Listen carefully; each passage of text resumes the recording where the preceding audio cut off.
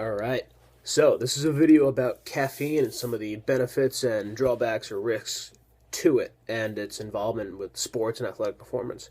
Alright, so what is caffeine? Caffeine's a stimulant, alright? It makes you feel more alert, more focused, obviously. Alright, it's considered safe and socially acceptable about 200 to 300 milligrams per day. Alright, that's about 2 cups of coffee. If you were going to Dunkin' Donuts or Starbucks and order a small or medium coffee, that's what it is. 2 of those is considered normal and safe. So why is it so good? What are the benefits? It's all about timing.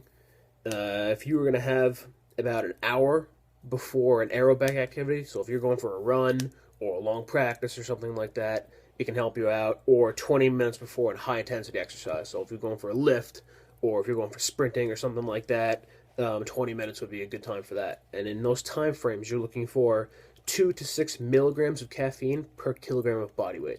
So if you weigh 100 kilograms, which is 220 pounds, you're looking for 2 to 600 milligrams. Now remember, those 2 to 300 milligrams is 2 cups of coffee. So if we're looking at a 6'5", 250-pound power forward, you could be looking at 3, maybe 4 cups of coffee, which can be a little excessive. So you have to decide maybe that's, something you want to do, before practice, especially if you don't drink a lot of coffee yourself. So why is it so good?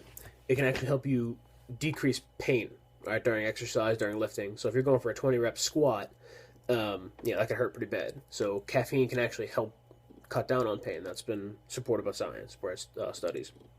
It can also help you feel less tired. Now, your muscles are still being fatigued and broken down. They still have a demand from exercise, but it can help your perception of fatigue. You'll feel less beat up and tired. So because you feel better, you'll be able to train harder and push yourself a little bit because you feel less drained. So therefore, you get a little more out of practice, a little more out of your training. There is also some evidence that it can help improve your endurance up to 90 seconds. So if you're looking at the last minute of a game and you got to hit some rebounds and drive the floor and all those things, it can actually help out with that. So they say. All right, so this stuff sounds great. So what's the drawbacks? What's the bad thing? At a certain level, it is a banned substance from the NCAA. You can get thrown out of a game or suspended for having it. That level is a urinary caffeine concentration of 15 micrograms per milliliter. Now, what does that mean? That's a very high number. In order for you to get to that level, you would have to have about 6 to 8 cups of coffee, like 2 hours before the test. So it's an extreme amount. It's absurd.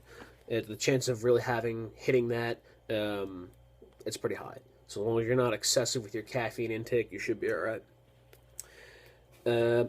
More is not better. So at a certain point, it kind of levels out.